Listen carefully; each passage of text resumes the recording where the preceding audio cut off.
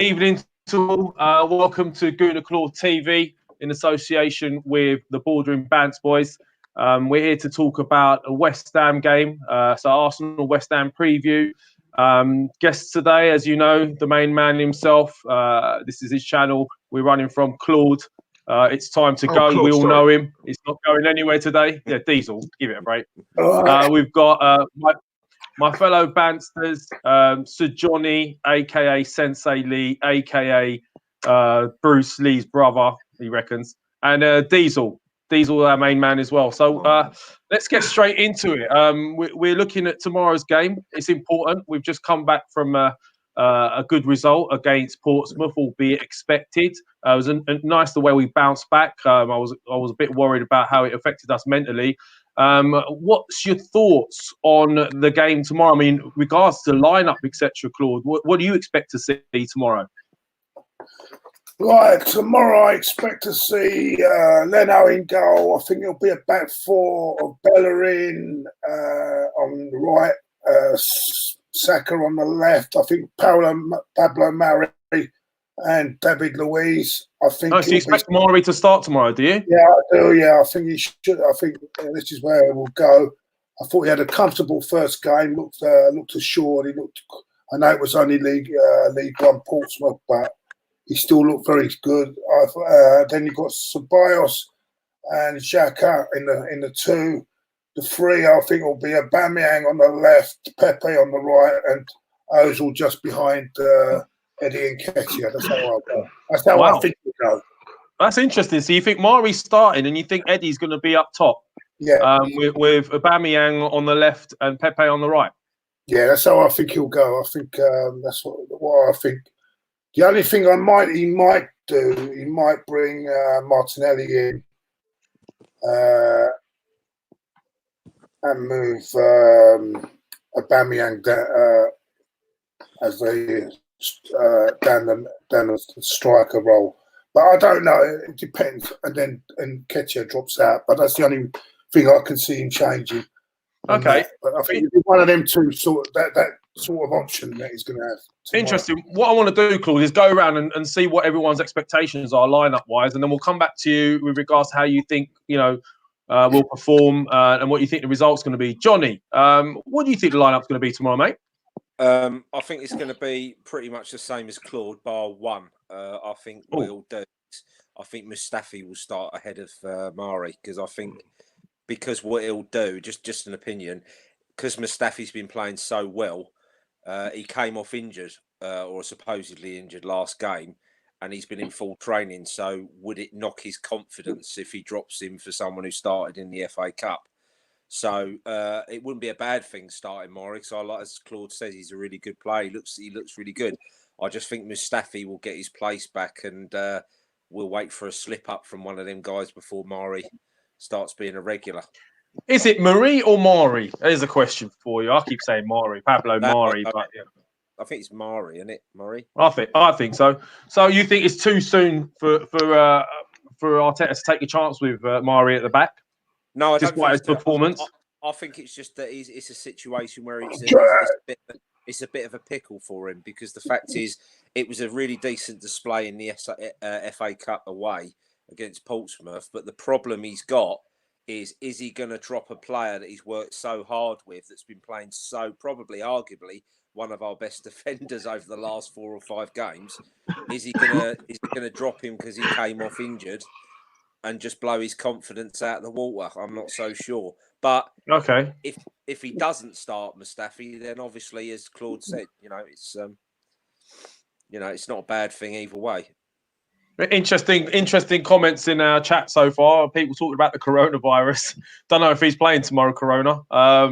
But Diesel, yeah, he's not bad. He's deadly, I've heard. But there you go. Diesel. Diesel, what do you reckon, mate? What's your starting lineup for tomorrow? I'll reveal mine in a minute. Yeah, I'm pretty much just along the same lines as Johnny. I don't think Mari will start. We seem to have this thing about playing players 2 games a week. They can't seem to handle it. So what I reckon he's going to do, I think he will revert back to Mustafi and Luiz at the back. I think he'll play Bellerin, which I don't agree with at all, but I think he will do that. Saka will be at left back. Now, because of Torreira, I reckon I think he's going to go Xhaka and Ceballos in the middle. I think Ozil's going to play again. You know my thoughts on that. I think once again he's going to have Aubameyang on the flank, Nketiah up front, and Pepe on the right. So there's not much has changed really from the last game, the last Premier League game. Okay, I unfortunately probably agree with you guys. Sorry to thinking about what Johnny says. He's got a good point because Mustafi has played well, and it would be hard to leave him out. So, yeah, you probably got that one right. Or maybe I got that one wrong. Maybe he will. He might play Mustafi and Mari, but will he drop Luiz? No, I don't see that. No. So I think that could be it. You could be right, John. I've got a feeling you're going to be right on that one. I didn't think about that because Mustafi has, because I know he didn't play the other night, but he has been playing well, and it'd be a bit hard for him to drop him now while he's playing well. But anyway, so Claude's already changing your mind, Claude, are you? Yeah. Yeah, I wasn't thinking straight there because when you think about it, is he going to drop Mustafi because Mustafi has been playing well? But then you don't know. We will see. But I don't think I'll be far away on that lineup anyway. Do you know what? I don't think Mustafi's too far short of being dropped. I think one slip up by Mustafi and Mari's in 100%. So I think Mustafi is on his last legs at Arsenal, and that's why one, he's playing well, and two, Arteta's spending a lot of time with him. It looks that way anyway. See, I don't, we're pretty similar in our lineups. I mean, let's face it, there's not really much he can do. I mean, he's lost Torreira, so we know that's not happening, and he's historically gone with Xhaka and Ceballos over the last few games, so that's more than likely. I prefer that to Guendouzi and Xhaka because I don't think Guendouzi's got enough creativity, and then you just got two guys going side to side. So, but I would like to see Mari start. To be honest with you, I don't think there's much time for sentiment right now. I mean, it's a crucial time. Although, yes, I agree with you boys. Mustafi has been playing well. My gut says he's going to go Bellerin, Mustafi, Luiz, and Saka. I think Tierney is almost back, but he's not quite ready. And Cedric's almost back as well, which I like to see Bellerin get some sort of competition because personally, I don't think he's been playing great. So we're going to go Ceballos and Xhaka. I agree with you on that.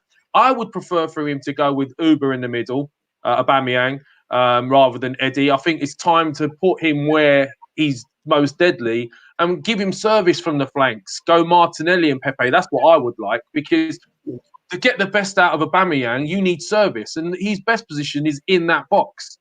So, personally, I'd like to go Martinelli with the energy and Pepe and get those balls in the box and knowing that Aubameyang's going to be in there. I expect Lacazette to be dropped.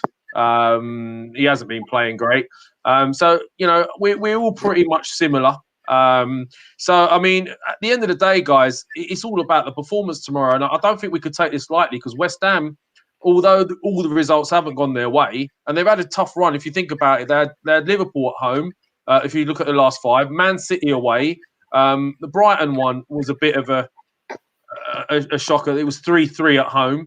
But Issa Diop seems to be in a run of form. He scored quite a few times over the last 5 games. And the Liverpool game, we could argue that they were very unlucky. Fabianski. Yeah, they should have won that. They should have won that. Again, Issa Diop on the score sheet. And then they had a nice 3-1 win against Southampton at home. So, I mean, obviously, we're at home. We're expected to win. But, Claude, what do you expect to see tomorrow? And what do you think we're going to be coming up with performance-wise? Well, you don't know what to expect. I mean, the Everton game, we looked although we won the game, I thought we looked a bit dodgy.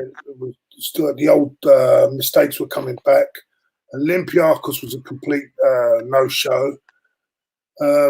The Portsmouth game, I don't think we played that great, but the opposition were so poor that we got over the line.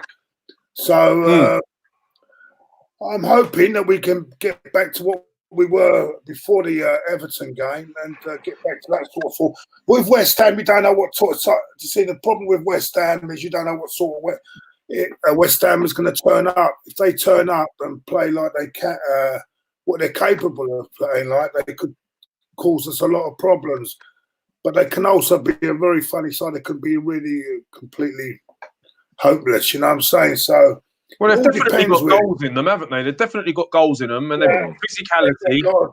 I'm worried about Yeah. Antonio against Bellerin, for example. He's a very physical player, isn't he? So, I mean, someone mentioned that in our chat. Yeah, I mean, and aerial-wise, I think we struggle a bit as well, as we've seen in the last few games. So, I mean, yeah, you're right. It depends on which type of West Ham turn up tomorrow. What's your prediction? What do you reckon, results-wise? I think we'll win. I think we will win because I've just got. I think. Having said that, I mean, I think we'll win, but it's a difficult one to predict because they were 2-1 up against Liverpool with about 20 minutes to go. So and they were playing really well. You know what I mean? And Liverpool are the best team in the country at the moment. So it's not going to be easy. We're going to have to be back to our best again. We can't play poorly and get away. And let's not forget, it's a London derby as well, isn't it? It's a London derby. Let's not forget that as well. Anything can happen in a London derby. Can I just answer this question here about someone said about the Claude and Ty show? It'll be back on next week. Unfortunately, I've been in bed for about 3 or 4 days, so that's why the show was postponed this week. So there's the answer. Question is, Claude, who have you been in bed with? I wish, yeah. Well, one boy. After 3 days, he told her it's time to go. That poor cow. Yeah. Well, treat her mean and all that. We won't be discussing my love life on here, mate. Not that there is. That's a Border Fans podcast. That one. That's a whole different podcast entirely. Listen. Sorry. Stop digressing, boys. Oi, leave it out. Yeah, they call him Popeye. Anyway, Claude, did you give me an actual scoreline? Put your neck on the block here. My neck on the block. 2-1 to the Arsenal. 2-1. I said 2-1. Neck. I said.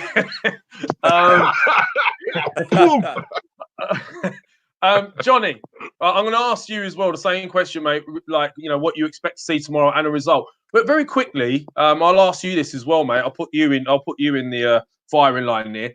We're talking about the fact that Torreira's out at the moment, right? Maitland-Niles, isn't he in for a shout for that position? If there's ever a chance he's going to get, isn't it now? I wanted to discuss this, but you're gone. We do. Let's hold that. Shall we hold that now and then go round and then come back to it, shall we, boys? All right. So, Johnny, coming back to the original question, what do you expect to see tomorrow, and what do you think the result's going to be, mate?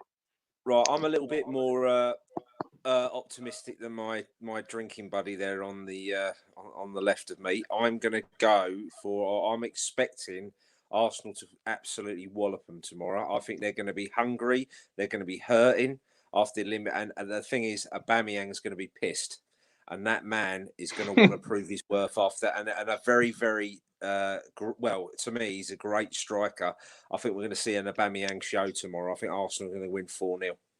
I think Arsenal are going to come out. They know this is their chance for the Champions League. Let's be honest, they threw it away against Olympiacos, even though I do think a lot of praise should have been said to the Olympiacos manager because they weren't a better team, but he got his tactics spot on.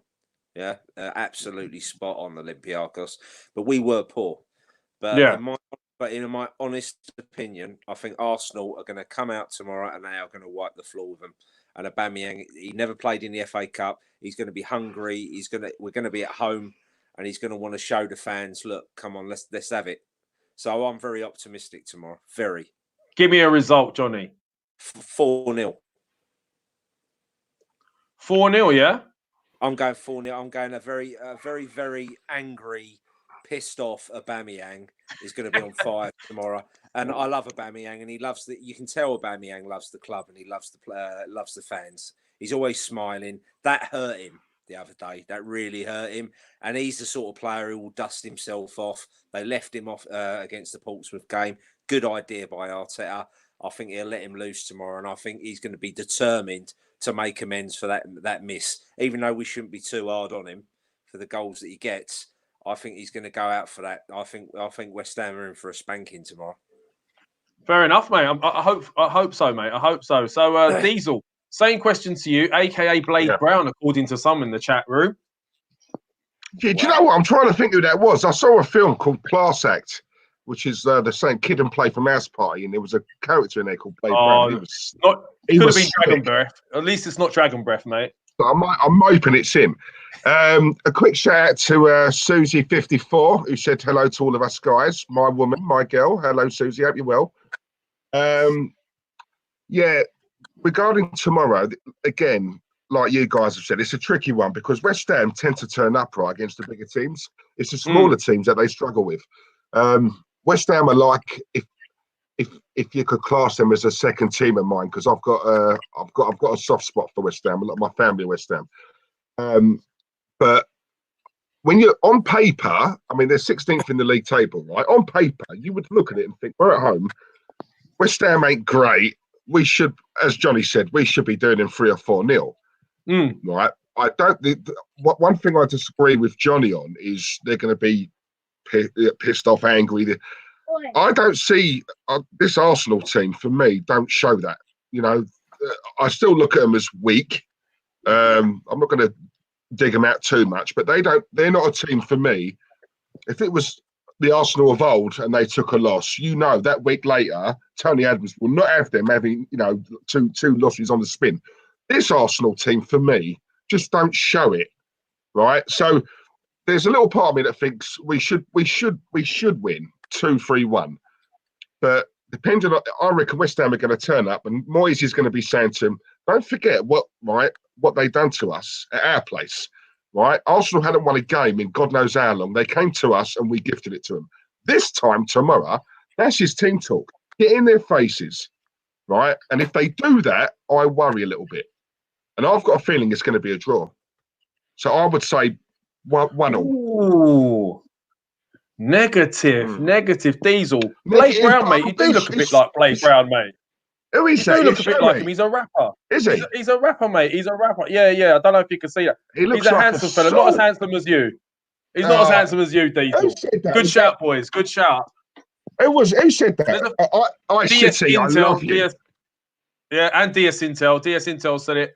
Archie's a regular. Nice to see you, Archie, as well. Archie's a regular. I recognise a few on here. Good to see you guys. So cheers, guys. We've got 2 of us saying it's going to be a win, and negative Diesel. Diesel's going for a 1-1 because he's family. I'm a realist. My God! Oh, not another realist. All right. Anyway, with regards to myself, do you know what, guys? At Emirates, I'm pretty confident. I'm a bit, too positive sometimes, but I'm a bit like Johnny on this one. I think it's hurting them going out against Olympiacos. It's the way we went out as well. I think that's going to hurt the most. Let's face it, even though we can all say Olympiacos played really well, they were at their optimum and we were at, level 1, and we should have won still. So I am expecting Aubameyang to come out all guns blazing. I'm expecting us to know now that we've got no other choice or option but to go out and try and win every single game. And maybe, just maybe, that will suit us. So I would like to see Aubameyang in the middle. I think that will make all the difference. I don't like him being stuck out on the flank. I don't know any other team that puts their best striker on the wing. We seem to do that a lot. So I'm going to expect us to have a tough game, but I think we're going to start quickly and hopefully, I reckon I'm looking at a 2 or 3-1. I expect us to concede, and I hate saying that, but I do, because we have been conceding a few recently, if you look at it, and they're going to be physical up top. One thing we can expect is a lot of athleticism, physicality, and directness. And I think that's what we do struggle with, along with aerial balls and set pieces. I think that's everything we struggle with. But yeah, so I'm expecting 2 or 3-1. So I'm going to be positive and say that. So going back to the original question prior to, when we were sort of touching on it a minute ago, this midfield situation, Maitland-Niles, we've got a DM out at the moment. That DM role is surely up for grabs. We don't have a natural DM. Let's all face it, Xhaka is not a DM. What is Xhaka? We've always asked that question. He's not box to box. He's not a DM, but he likes to stick sort of at the back a little bit deeper, ping some balls. He annoys me quite a bit with side-to-side passing, so we're reliant heavily on Ceballos. But that DM role, who is going to grab that DM role now? Because you must be thinking now Torreira's out for the rest of the season if he's got a fracture. Unfortunately, that's the news. So do you, if you need a DM, push someone like Luiz into that DM role? Or do you, B, more likely bring someone else in? And isn't that Maitland-Niles' position? And there's question marks about his mentality and his attitude. Claude, what's your thoughts? Yeah, I actually think we do maybe bring in Luiz. That's a good option. We have got that option at centre half, haven't we? Let me get this up a minute. Sorry. Hi, Terry, by the way. Good to see you here, mate.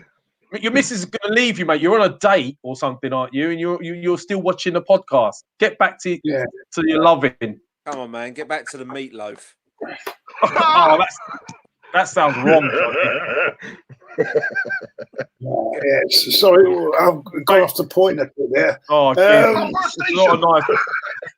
Sorry.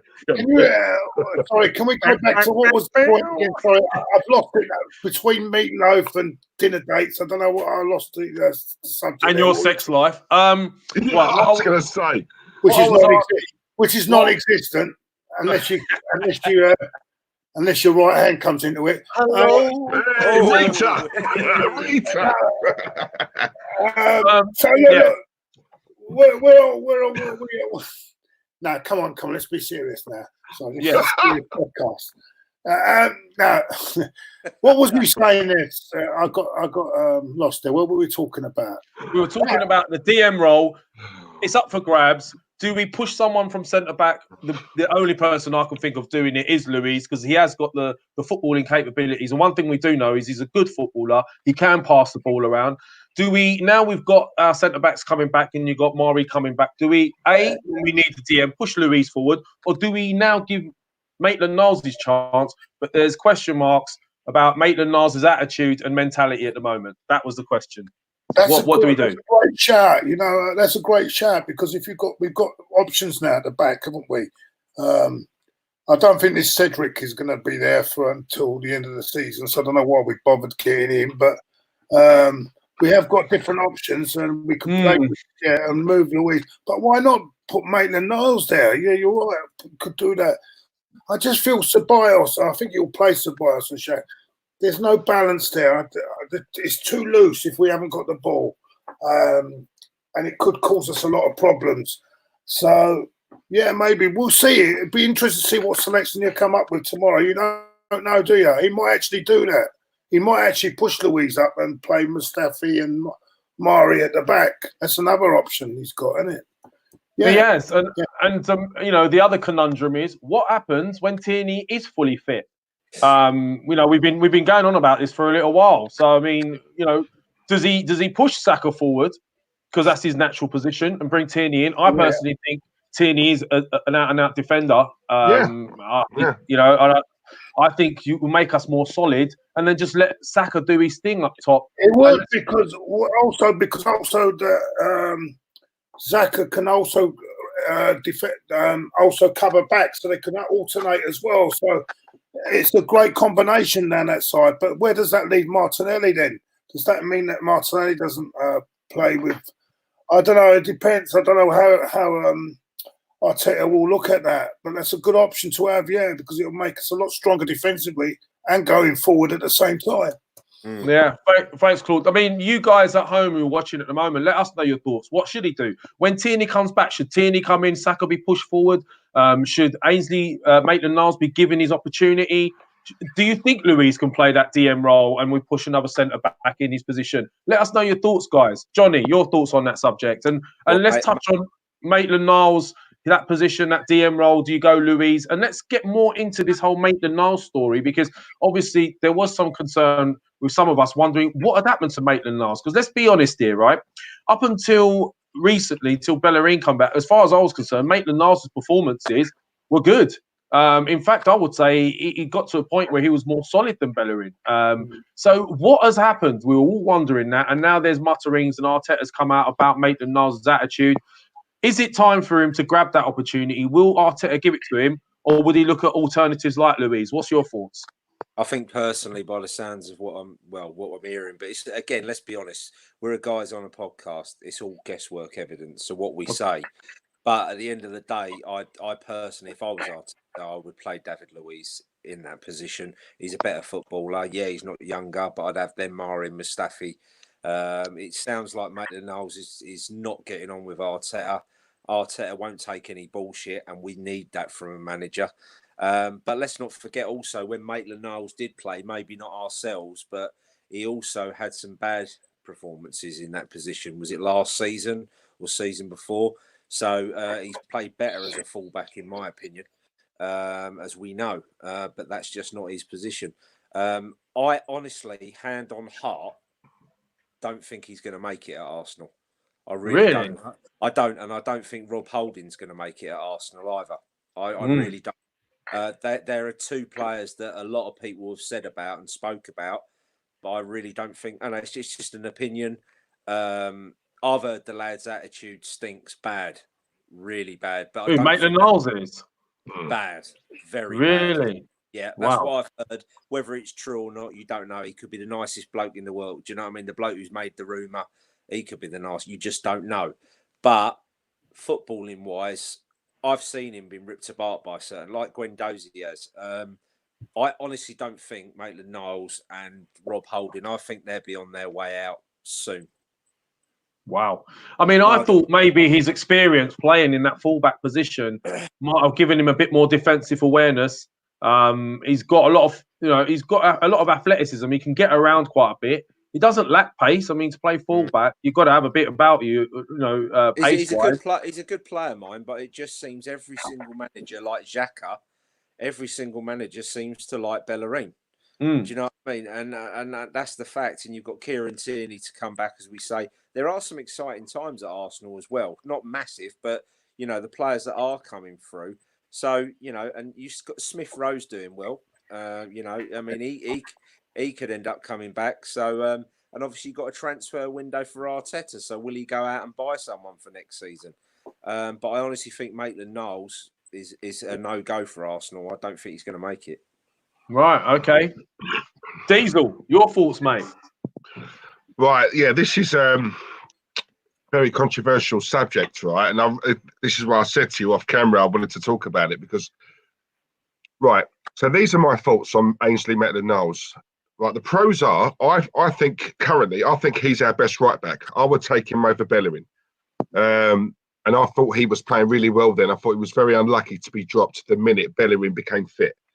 And all of a sudden, he's out of squads. So at first, I looked at it and I thought, Arteta, what are you doing? Right? What sort of reward is that? Then I heard about his attitude is shocking. And do you know what? In my head, I'm thinking, if that is true, and I think even Arteta came out and said he needs to be showing me a lot more than what he is. If that is true, and that's the reason why Arteta has dropped him from the squad, then do you know what?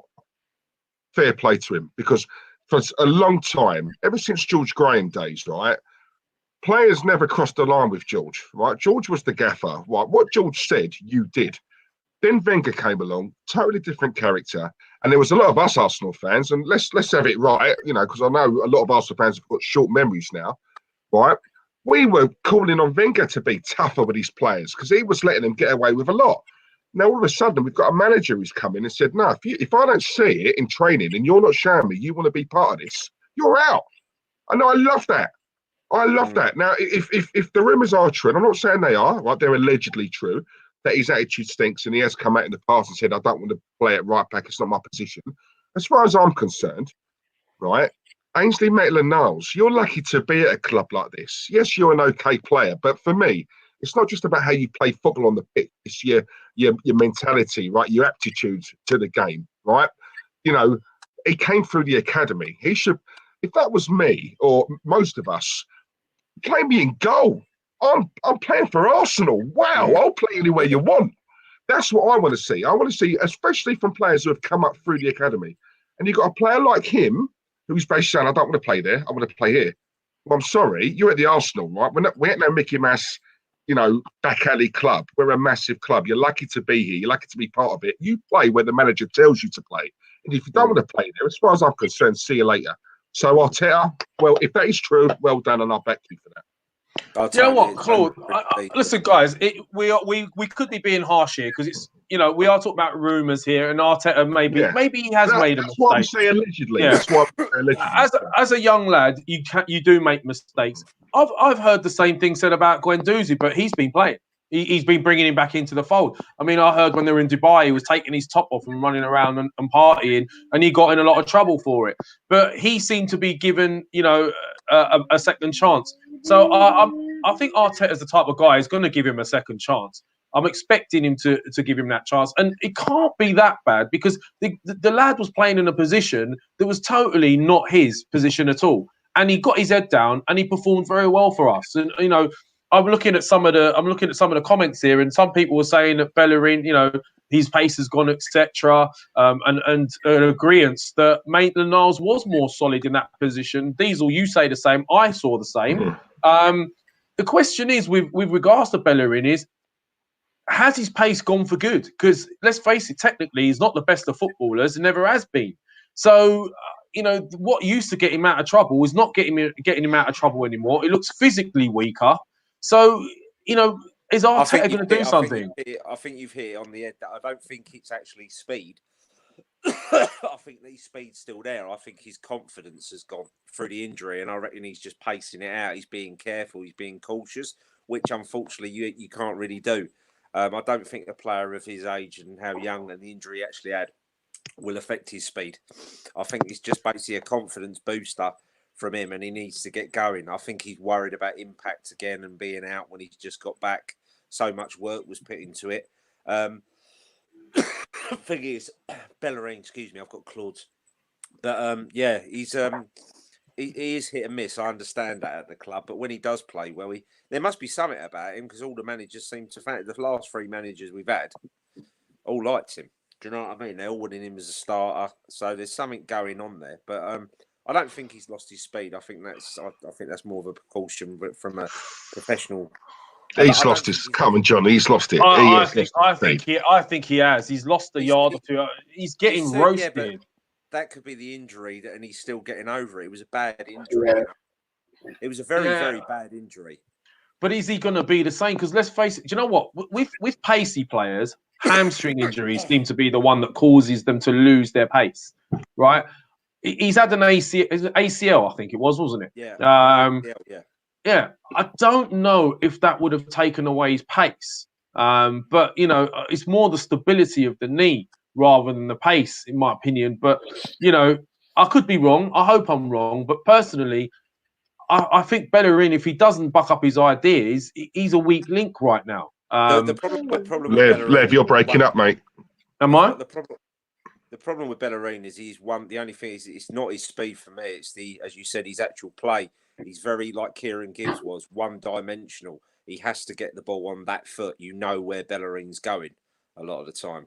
Do you know what I mean? That's his downside. I think he's got because I think he's still quick. But that's just my view. Claude, is there enough creativity in that midfield right now? When I saw it the last game, we were struggling. It was side to side, back to front. There was a lot of good runs being made by the forwards in the first half, and they weren't getting the ball early enough. Is there enough creativity in that midfield right now? He's frozen. Claude, he's frozen. He's thinking about it. Give him a minute. Yeah, Claude, talk to me. Claude, he's not there. Quicker than Bellerin then. Joe, all three of you are freezing. Is it just me? Guys in the chat, are you seeing the same or? Guys in the chat, are we frozen? Johnny, am I frozen? No. I think it's only Claude on Talk. So, Johnny, question to you, mate. Enough creativity in that midfield, mate? Hold on. What's going on here? Whoa, look at that. There he is. This is like he's back. Prodigy so pretty. Claude, This is a- question. It's my end, boys. I've got technical problems here. Sorry. He's can't got hear a problem with his. He's got a problem with his end, boys. Oh, Claude. Can't hear him. Can't hear Question. him. Can you hear me? Yeah, I can hear you. yeah. I can't. Can you hear me, Johnny? I can hear you. I can hear Diesel. I can't hear Claude. It's like a really You bad can't hear version of me? the Brady Bunch, isn't it? The Brady Bunch. Anyway, go on. What was you saying? Sorry, boys. I've got technical issues here. Sorry. All right, What's Claude. going on? Okay, can you hear me, Claude? Yeah. Yeah, I can hear you. Yeah, go Okay. on. Is there enough in that centre midfield, creativity-wise, at the moment, from what you've seen over the last couple of games? I'm a little bit concerned with that position, in the centre in particular. Well, you think we're scoring goals?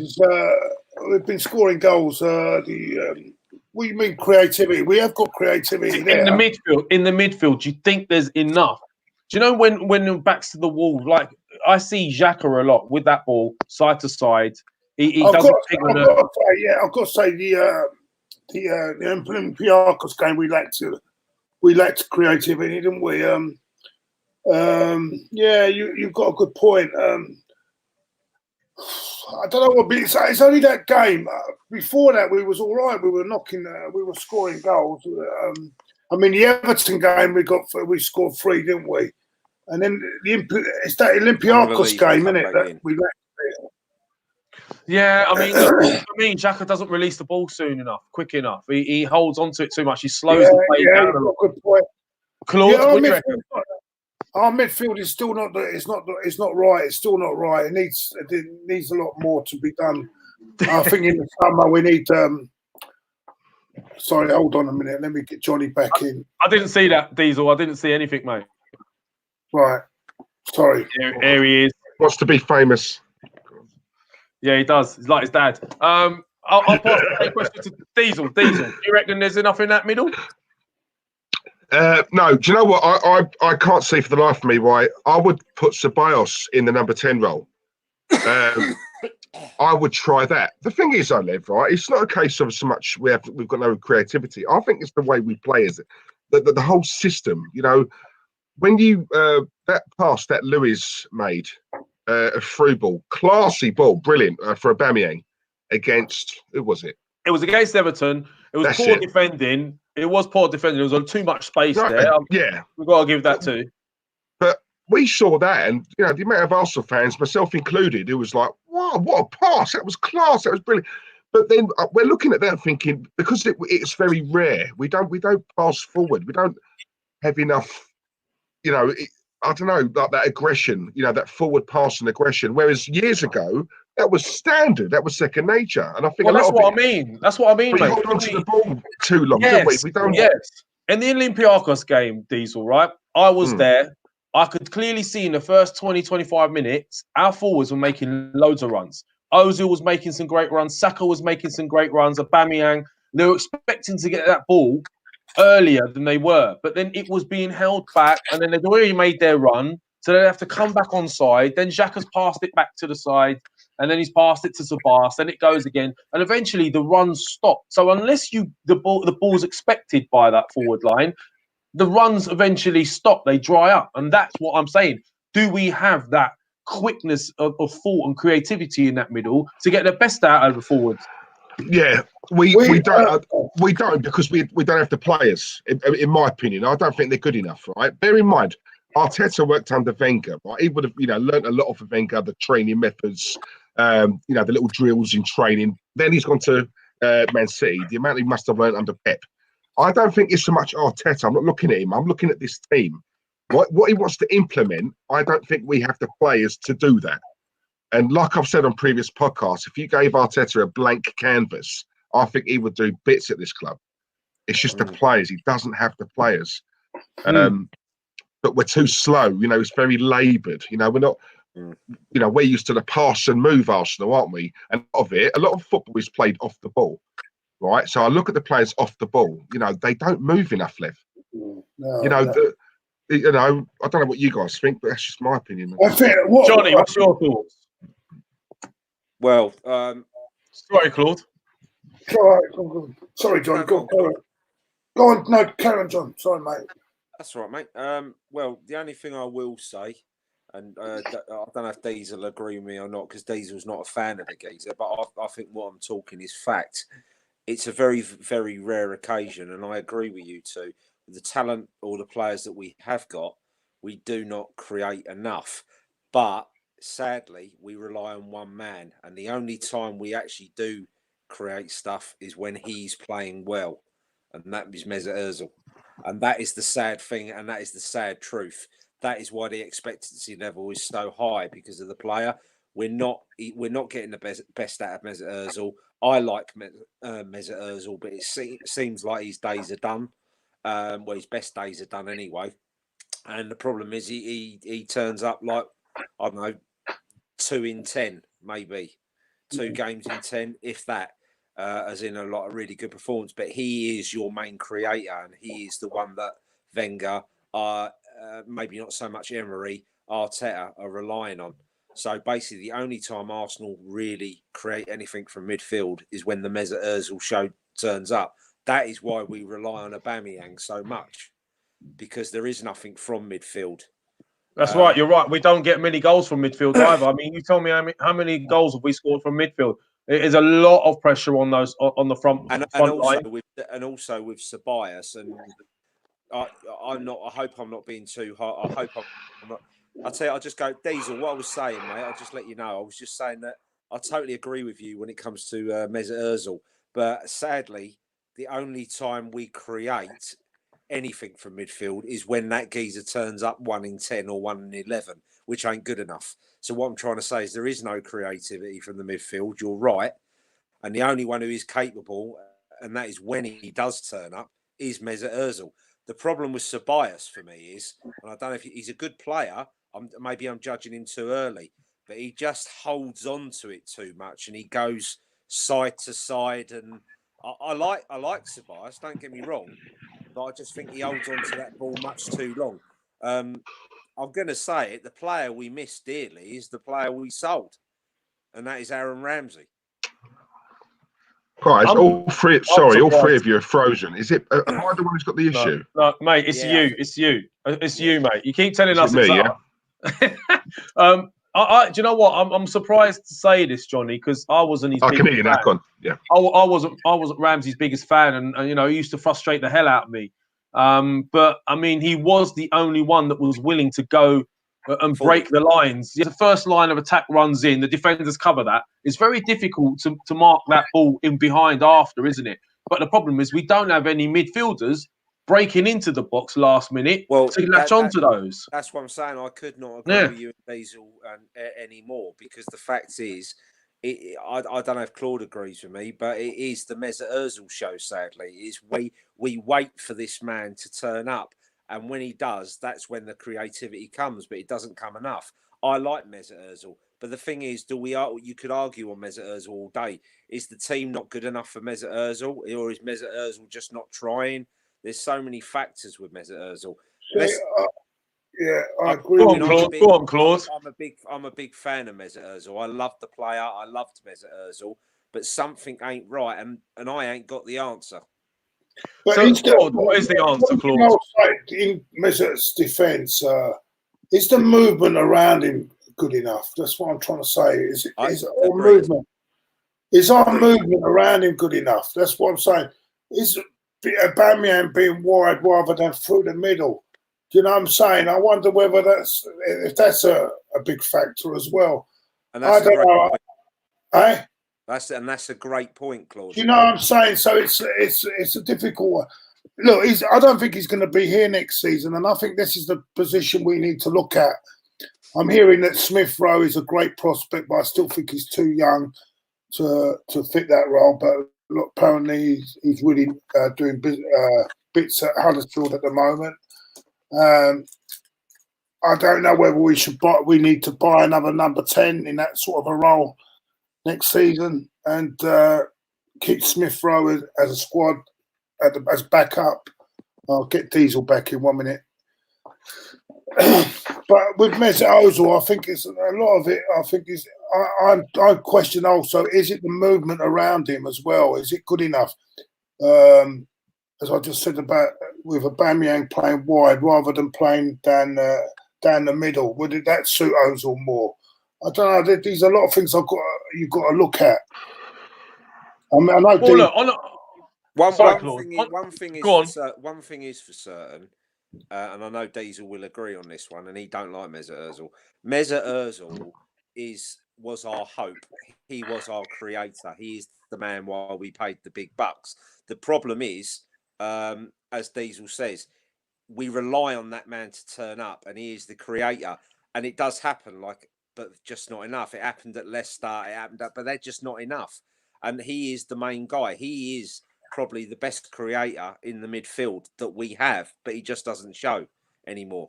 They're saying stop giving Ozil excuses. We're not giving Ozil excuses. We're talking facts. At the end of the day, Mesut Ozil was a great player. He's not the player he was, but also you've got to realise he came from Real Madrid.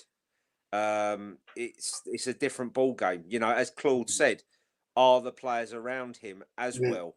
Look at the players he had around him now. Look at the players he had around him at Real Madrid as well. Yeah, Chadwick, by the way, my friend Chadwick has come on. Nice to hear from you, Chadwick. It's not about giving Ozil excuses. It's just I'm trying to put another reason why maybe we're not seeing the best of him. But, mate, I think Diesel will agree with you, Chadwick, on this one. Would you say? I think, boys. Sorry to interrupt, but this is why I think it's very important that we release the ball sooner when the guys do make the runs. Because they're making runs. I've seen it myself. I'm there. I see them making runs.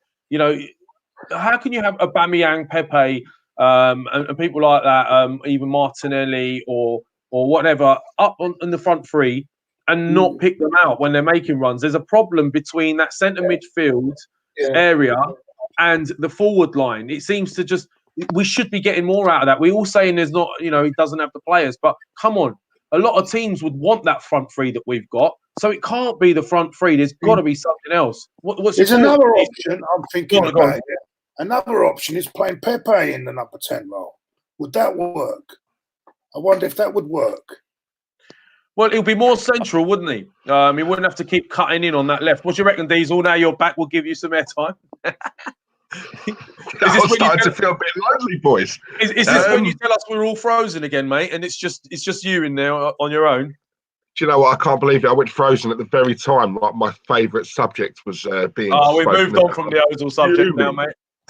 I'm fuming. No, what our front three? I'm just saying. We're saying, it's not. Maybe Ozil's not getting enough movement from that front three, but that front three, for me, a lot of teams would want that front three. Surely there's a problem between when we're releasing the ball and that front three. There's no synergy between midfield and the strikers at times. But Lev, listen. Sorry, Deez. Hang on, mate. What I'm trying to say, you're saying about the front three, but are those front three playing in the right positions? That's what I'm trying to say. Yeah. That's why I think Aubameyang should be in the middle. Personally. What do you think, Diesel, about Pepe playing in the number 10 role? Listen, if it keeps out Ozil out of the team, Claude, I'd play you in the number 10 role. To be honest, I genuinely, hand on heart, mean that, right? But Pepe, do you know what? I'd keep him where he is. I'm starting to see the player he was in France. I'm seeing flashes of it. I think next season is the season where he's really going to hit it. If it ain't broke, don't fix it. Our problem is, and I don't know any other team who's as bad at this as what we are. We have too many square pegs in round holes, right? And it doesn't work. Aubameyang, name me a club who wouldn't take Aubameyang. He's a banger, and yet to accommodate Lacazette, now it's Nketiah, but mostly it's Lacazette. To accommodate a player who doesn't even score anywhere near the amount of goals Aubameyang does, we're shifting Aubameyang out to the left. And I don't know any other big club, shall I say, who would do that. Yeah, I agree. And this man, right, plays on the left, which is alien to him, if we're honest. It's not his position. He still gets 20, 25 goals a season. And in my logic is, put him in his correct position, then if he can get 20, 25 goals from the left in his proper position, surely he'd get if the same, if not more. Diesel, So do you think what they might be doing with it? I'm just a question. I'm not disagreeing with you at all. Yeah. Do you reckon, sadly, on Aubameyang, they're putting him in double shift? What he's saying is that he's that good. We will get more from Aubameyang on that left and cutting in and goals, because whoever would go left, we ain't getting the same player. Do you understand what I mean by that with Aubameyang? Are we getting, like, you know, double the value for Aubameyang? Is he playing both roles better than the individual that would play wide? And he's thinking, well, we just need him to work harder, play from the left and score our goals, because he hasn't got confidence in the individual that he would stick on the left and play Aubameyang up front on his own. But if that's the case, that is a damning indictment of the squad that we've got. You know, we have got players who can play there. You know what I mean? Martinelli, if it ain't broke, don't fix it. He was doing, he was playing some really good games from the left. So keep him there. You know, he's in form. He's scoring goals. He's work rate. I tend to agree with you on that, Diesel. Yeah. I mean, you know, the solve the problem. Firstly, we know Martinelli's got an engine. He'll get up and down all day long. We know that it gives him a chance he's a striker by trade. That's apparently his position. We know that, but it's a good learning curve for him on the wing to see the runs that Aubameyang makes, to know what sort of balls to put in for him, etc. He can still score goals. So why don't you just play Aubameyang in that middle and just give him service from either side? That's what we've been saying. If anything, the conundrum is more the left-back situation when Tierney returns. So why are you complicating the centre-forward position? That's one thing that does stand out for me. You know, you wouldn't get Aguero being played out wide, would you? Or, you know, any top striker, Lewandowski at Bayern Munich being played out on the wing. Why have we got a world-class player, a striker, and we're playing him out wide? Don't make sense, does it? I totally agree with you two, but what confuses me is why all three managers did it. Because they've all done it. Arteta's done it. Wenger did it. You know, and Emery done it. So what are they seeing that we're not? That's the question. Because I don't get it. But it's just, are they seeing something there from Aubameyang more? I don't know. Question in from Raphael McCulley, super chat, £5. Thanks a lot, mate, for that donation. Thank you very much. Yeah, what do you think the score will be tomorrow? So Claude went with, what was your score line, Claude? 2-1 Arsenal. 2-1 Arsenal. 2-1 Arsenal. Optimistic Diesel went 1-1. Super optimistic Johnny Buttons went, was it 4-0? It was 4-0, my friend, yeah. Yeah, and I've gone 3-1. So there you go, Raphael. That's your question answered there, mate. Thank you very much, Raphael, and thanks for your donation, by the way. That's very kind of you. Thank you very much. There's a lot of things going on in the chat. A lot of people were confused by this whole thing. Look, let's keep it to the game tomorrow. We look on a positive note, lads, right? Although we're questioning a lot, and that's what football's all about. You know, we have got questions. Arteta hasn't got all the answers as of yet, and we won't see all the answers from him until he has that transfer window or two. So, you know, he's got a few conundrums. How he works that out is going to be interesting along the rest of the season. I think the big issue for us right now is that DM role. We had one natural DM and he's out now. So I'm going to be interested to see how he deals with that. But look, on a positive note, we're in this, boys. Like, you know, if we win tomorrow, we're not far off the top 4 or 5, are we? Let's be honest here. If we can put a run together, the dodgy one is the City game that's been given to us after on the 11th at short notice. So that's going to bring a lot out in the wash, I reckon. If we perform well there, if we can get a result, then it could give us some confidence. So that's going to be interesting. But let's get tomorrow out of the way. We're going to be positive and say we're going to win tomorrow, and then we'll take the next game. And we've got to watch along with the Man City game, I believe. So please tune in for that. Yeah. So here's one off the, a bit of a curveball for you guys, right? I mean, it's not an Arsenal subject. What I'm going to do, I'm going to see predictions of the other games over the weekend. Let's look at the other games of the weekend, and I want to see your predictions. Right. First of all, Liverpool lunchtime kickoff against Bournemouth. Do you want me to go first, Claude? Yeah, sorry. Okay, mate. I expect that to be a very, a workmanlike performance by Liverpool. They've had a couple of dodgy games. They're expecting to get back on track. It's a chance for them at Anfield to get a result and show they're back on track. So I expect quite a comfortable win there. I'm going 2-0. 2-0. Johnny? I think they'll spank them. I think Liverpool will absolutely crush them tomorrow. I'm going to go 5-0. Bloody hell, Johnny's full of goals today, isn't he? His missus is away. His missus is away, and he's out to play, isn't he? Where's the meatloaf? Johnny's had some meatloaf. He's had more than meatloaf, mate. Insane. Oh dear. I actually do agree with you, Johnny. I think they're at home. Now what you said earlier on about the Arsenal being wounded and upset. I look at Liverpool and think, do you know what? That is a team who I would expect to be hurt, upset, and in front of their fans. They're going to want to, and it's Bournemouth. With all due respect, right? They need to get back to winning ways. And do you know what? Make no mistake, Klopp will have them in line for tomorrow, right? Make no mistake about that. So I agree with you. I think Bournemouth will score though. I'd say 4-1. 4-1. I think Bournemouth score first and then piss them off, and then they'll score loads. No, I think Liverpool score first. Yeah? Liverpool. Wolves against Brighton, boys. This is a tough one to call, isn't it? Wolves against Brighton, because Brighton are quite a good team away from home. I'm going to go 2-0 to Wolves, though. What about you, Lev? 3-0 Wolves. I expect them to carry on, unfortunately. Johnny? I'll go 2-0 Wolves. And Diesel? Yeah, 2-1. 2-1 Wolves. Right. And I'm going to pick one out from Sunday. Big game. Manchester United against where is it? Old Trafford or Man City? 1 minute, let's have a look here. Manchester United versus Manchester City. I think it's if I'm not being mistaken, I think it's at Man City. Or was it Man United? Hold on, let me. I think it's at City's ground, isn't it?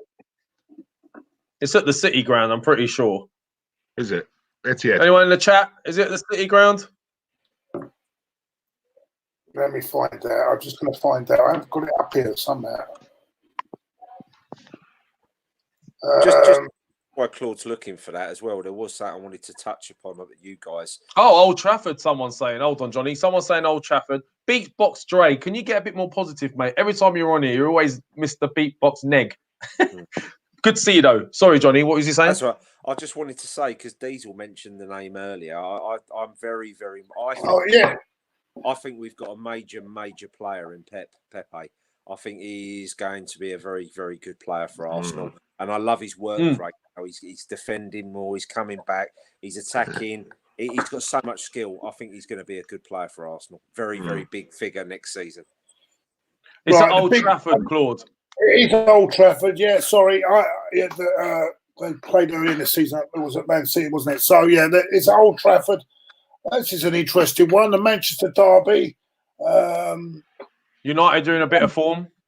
Man City. I'm gonna go for a surprise here. I think Man United are playing really well at the moment, and I'm gonna say that they're gonna beat Man City. I think that because I think City have now know they can't win the league. I think they're more into the Champions League. I'm gonna go 2-1 to Manchester United. There we go. All right. Well, firstly, I thought Gaddafi. I knew Gaddafi hadn't died. Gaddafi's in our chat room, lads. So nice to join us, mate. Oh yeah. Yeah. He's a gooner. Gaddafi's a gooner, and he's I'm a conspiracy theorist. He's still alive. He's in our chat room. There you go. Tupac's in next. Mate,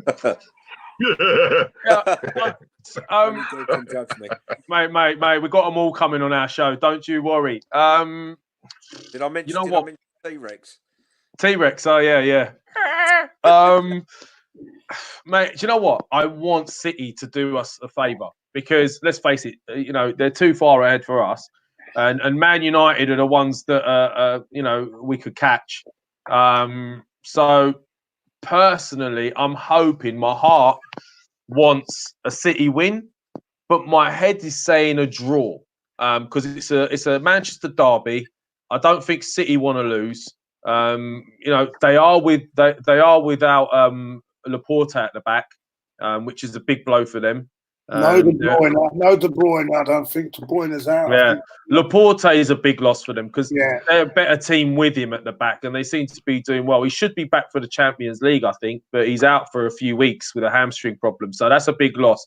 So I'm gonna go optimistically with 2-2. Desmond. There you go. Diesel, what did you? Claude, I agree with you. I think United are going to do them 2-1. I think they're in form. They're at home. Fernandes has made a big difference to him since he's arrived. I can't even lie about that.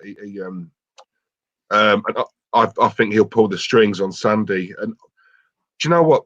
Man City, even at their best, they've not been on it this season. I know, obviously, I think, as you said, Lev, Laporte is a massive miss for them. Massive, because there's no other defender in their back line who I'd look at and think, yeah, he's class. He's a massive cog in the way that they play. I just think because they use Fernandinho at the back sometimes, don't they? It's just not the same, is it? It's not the same, although he has played well there. But he's not. Again, it's a square peg around hole. I don't agree with it. Yeah. But I've just got a feeling United. I think they've got the momentum, and I think they're gonna. Yeah, I think they'll do them 2-1. I really do. Yeah. I don't want to hear that, boys. I don't want to hear that. Can I ask you, Johnny? Johnny, what did you say? No, I didn't. Well, I'll be honest. I think the result. I mean, I'm high as a kite. I've been on the meatloaf tonight, so I'm going to go for. I'm going to go. I actually think Man United are the great pretenders. I don't think they're a good side at all, and they've had 15 or 16 penalties this season. Incredibly. Wow. Yeah, that's incredible. I'm not a fan of United. I don't think they play good football. I think Man City are going to beat them quite comfortably tomorrow 2-0. Sunday 2-0. Well, I don't like Man United. I don't think they're that good. I really don't. I mean, it's going to be their first big test, isn't it? At the moment, they are the form team. They are the form team at the moment. I know what you're saying. I actually think Arsenal going to Man City on. I think this is a good time for Arsenal to go to Man City. Everyone is saying it's not a good time to go, but I think it's not a bad time to go to Man City at the moment because I don't think they're firing on all cylinders at the moment, Man City, and I get that feeling that they could slip up on Sunday and possibly Arsenal might get something on Wednesday night, and at the Etihad. Who knows? Well, the thing is, if we beat West Ham on Saturday, Claude, and we turn over Man City on Wednesday, us guys have got to start believing now, haven't we? Oh yeah. It's a crucial time for us, and unfortunately, losing Torreira at a bad time, isn't it? We could have done with him in the away games. But look, I mean, we are in it, so let's get behind the team, boys, and see what happens. But going off topic a little bit with regards to this game, then we've pretty much covered everything. We're all hoping we win tomorrow, and we've done our predictions for all the other games, boys. This story with our man from Spurs, Mr. Dyer. The rumours were that he saw something going on in the crowd, something to do with his brother. I initially heard it was some racist abuse towards Gedson, but then it transpired further down the line, as with a bit of Chinese whispers, transpired further down the line that he had jumped over the barriers into the stadium to confront someone that was doing something to his brother. Now, what are your thoughts on this, boys? Because, the closest thing I've seen to that was Eric Cantona when he was at United. But obviously that was a lot more vicious, wasn't it? If you did something like that today, you'd probably be a lifetime ban. Don't know how he got away with that. So What are your He thoughts should on have this, got lads? a key to the city. Well, here's where I stand, right? Go. He's human. He's human. Yeah. All this about he's a professional footballer. To me, no, he's human like the rest of us. And if you see your brother getting attacked, your instinct is to go and help him. I'm sorry, and I have sympathy here on this. And not because and it's a Tottenham player with people say do this, do that, but I'm going to be real. I'm going to talk as a realist, with no bias to anything, with nothing, no bias. And for me, if that's one of my family getting attacked, my instinct is to go and help. Them, right? And because you don't know what could have that guy could have had a knife, he could have had anything on him. You know, see, there's a few people in the chat, sorry to interrupt, Claude, saying let's not talk about the scum. And trust me, the last thing we want to do is talk about Spurs. I am not talking about Spurs. I'm not talking about Spurs. Yeah, we're talking about the human perspective. I'm looking at the human element. It's very easy for people to say you should be professional and do this and that. Yeah. And now the police are now apparently are getting involved in this now. I wish they'd get involved down my road where people are getting stabbed in the middle of the night here. Right behind you there, Claude. Are they right? No, just talking about outside my place here on Finchley Park. Claude's living in the ghetto.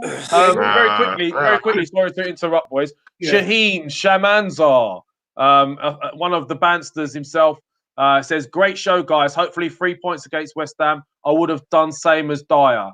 Thank you for that, Shaheen. That's what we're talking about, lads. This is not just about the football element. Let's put that aside. We're all human beings. The mental element here. We saw the situation with Jesse Lingard yesterday getting terrible abuse, right? Listen, just because they're footballers, it doesn't mean they're not human beings. You've got celebrities that have killed themselves and are going through mental turmoil. So let's look at them as humans for a minute. Dire situation. Diesel, talk to me. What do you think, mate? Right, so basically, before you go, Diesel, thank you for that, Shaheen. That's very nice of you. Thank you very much. Shaheen! Yeah, sorry, Diesel, go ahead. I can't get that in bit like you, Glenn. Yeah. So basically, on the right, so I tweeted out. At first, I was told of the rumours that were going around was there was a certain fan and there was being making racist remarks to that Jedson Fernandez, right? So I sent a tweet out and I basically said, if that is true, I don't care if he's a Spurs player or not. If that is true and he's gone up there right to confront him over a racist remark, I will back Eric Dyer 100%. I don't care who he plays for, right? If it's true. Right, because I'm sick and tired of seeing players doing nothing, right, when things like that happen on the pitch. At least he went to do something. I totally agree.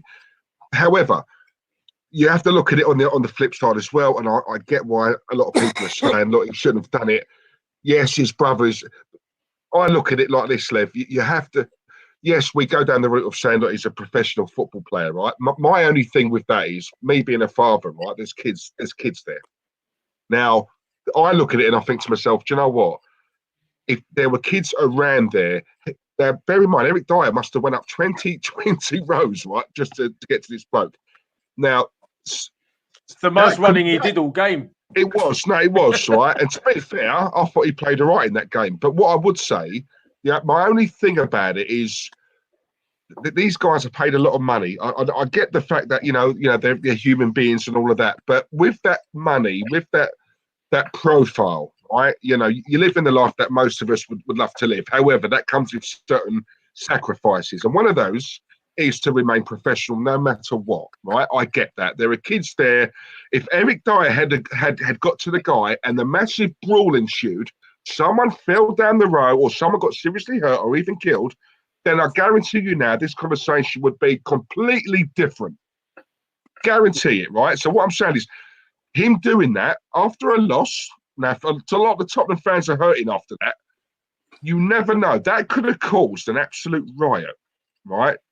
So on the one hand, if that was me, I'm not in that professional whatever. If that was me, I would have done the same thing as him. Half of me agrees with it. That's his brother. That's his blood. You look after your own. So on the flip side of it, if you're looking at it from his profession and obviously what he's taught to do and not do, then it's one of those, isn't it? Sorry, It's one of Diesel, those. but Johnny's putting me off. I think he's got the peanut butter out again. Look, boys, this is the way I see it as well. I kind of agree with you, Diesel, because it could have got out of hand, but he was running into his own fans, right? Firstly, okay, so I can't imagine anyone would have gone mental at one of their own players. I mean, can you imagine if it was one of our players going into our fans? I don't think they would have all jumped in. It would have all kicked off. I do think we've got to start looking at things as humans a lot better. I mean, all right, yes, they're players. Yes, we don't like them sometimes. Yes, I've got players that frustrate the hell out of me. But for me, there's a line. And when I saw what Lingard was getting to say, I mean, I think Gaddafi said here, and being a dictator, you'd expect it a little bit, that Lingard deserved it. Then obviously, there's others that are saying Dyer, they would have done the same thing. If it was a family member, it's a tough one, isn't it? Because when you look up into that stand, and if it was your brother and you saw someone attacking your brother, I think all other things go out the window. You don't think I'm a footballer, I'm on a contract. You just think as a family member, no matter what job you're doing, at the end of the day, that's a family member. So if that's what's happened, I can understand it, and I think it's just got to be drawn a line under it. Just say, whatever's happened, and just move on from it. But we've got a responsibility as fans to just have a line that you don't go beyond. Even on social media, even on Twitter, you don't like someone, don't watch them. If you don't like someone, just you don't have to go beyond that line. It's at the end of the day, guys, it's not reality. It's just sport is just sport. Social media is just social media. It's not real. It's just entertainment and something that's past our times. We shouldn't be going past that line. So for me, although he's a spud, I can't stand Spurs, and I don't need an excuse to attack them. If the story is true and he was going in to save his brother, I think we've just got to say we'd all would have done it and just move on from it. Yeah. No, so that's where I think we'll leave it there, in my opinion. We're looking forward to the game tomorrow. That's the most important thing is our results tomorrow. Let's not focus on anybody else. We need to win tomorrow. Then we need to go and beat City tomorrow. So let's follow the team. With regards to, I've had a few people in the chat room asking about our next podcast with Boardroom Bants as well. A lot of you said you enjoyed the music one. We've got something coming up. Sorry, go on, Johnny. Go ahead, mate. P.S. Ask me what I think about Dyer. Feel free. No, mate, I'm not going to ask you. You say no. Go on, Johnny. We don't need to ask you, Johnny, because you agree with me. I was joking, Johnny. You got me sidetracked with a dog and the peanut butter story, mate. Sorry. Go ahead, Johnny. I didn't mean to leave you out. She likes extra crunchy, so she's been a good girl. Anyway. Listen, I love my dog. I'm such a sap, mate. Yeah, we can tell. You know what worries me, Diesel, is when he keeps doing this. He keeps doing that. Right down to the tail, mate. Right But no, jokes. No, I was only joking. Sorry, Johnny. I didn't mean to miss you out. Dyer, what's your thoughts on it? We'll move on from that, mate. No. Go on, mate. I want to hear.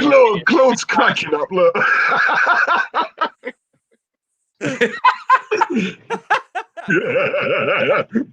Gaddafi, yes, we do have a channel. I'll come back to you on that in a minute. But it's really, I don't want to upset my fellow Banster here.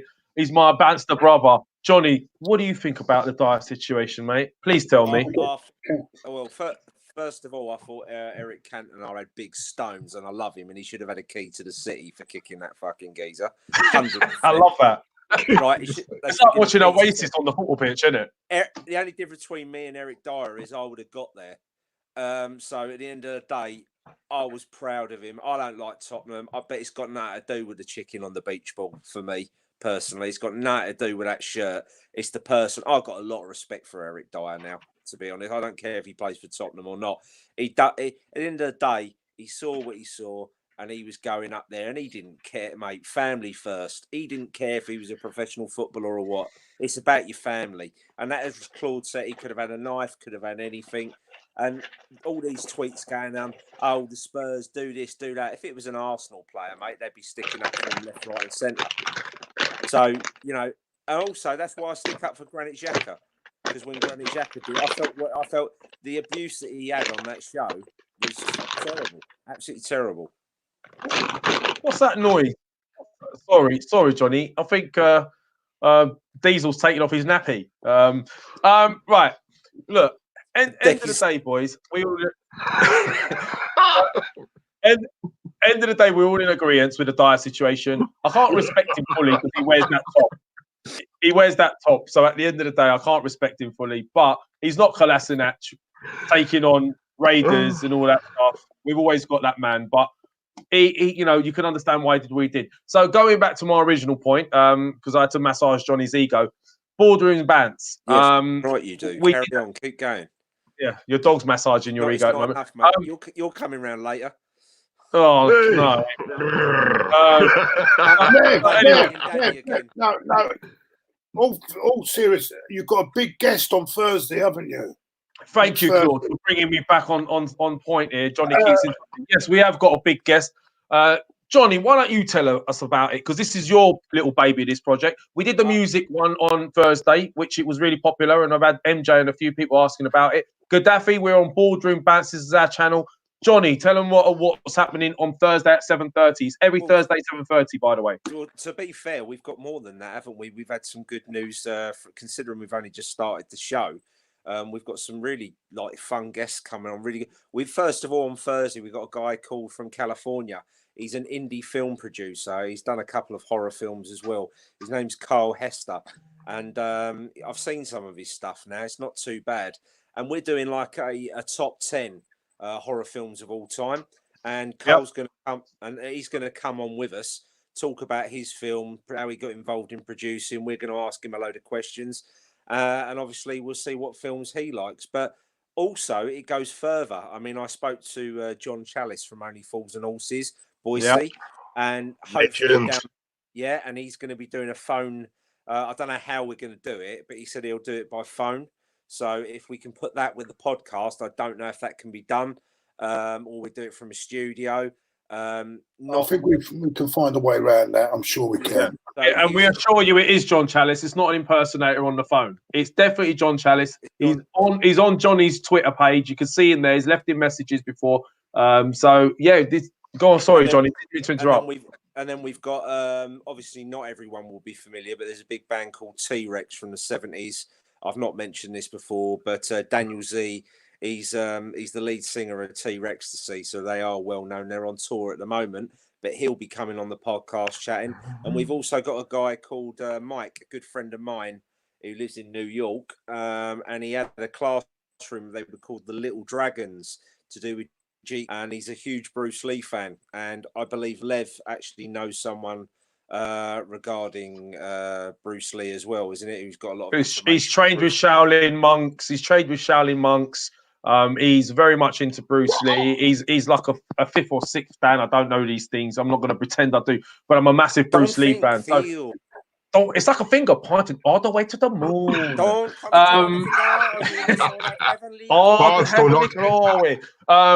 Yeah, so look, boys, we're going to be doing, and guys, we're going to be doing loads of different things on Boardroom Bants. As you've seen, we're going to be doing stuff. We did music the other day, which was really popular. It was our top 5 albums. If you've missed that, subscribe on Boardroom Bants and at Room Bants on Twitter, and you'll get updates.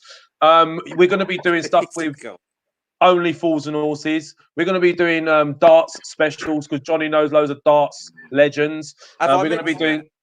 You have a few times, Johnny, yes. We're going to be doing more serious stuff as well, mental health related. We're going to be doing all different types of sports.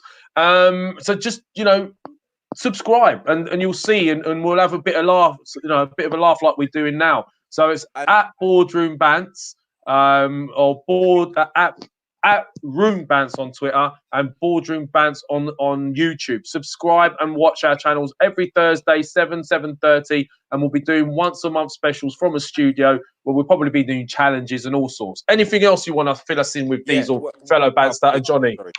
Go on, Johnny. Yes. Oh, go on, Johnny. No, go on, Deez.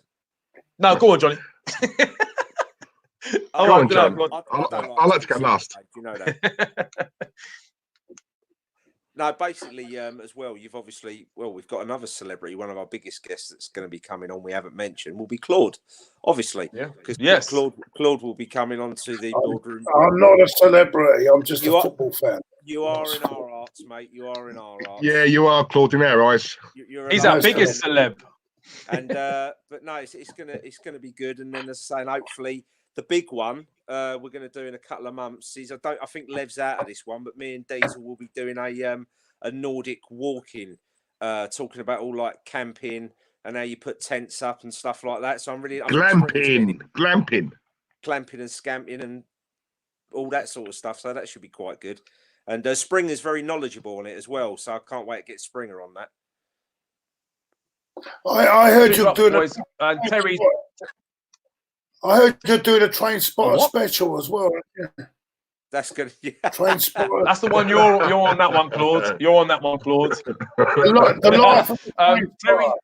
Life of a Train Spotter. Direct from Terry rightfully said as well.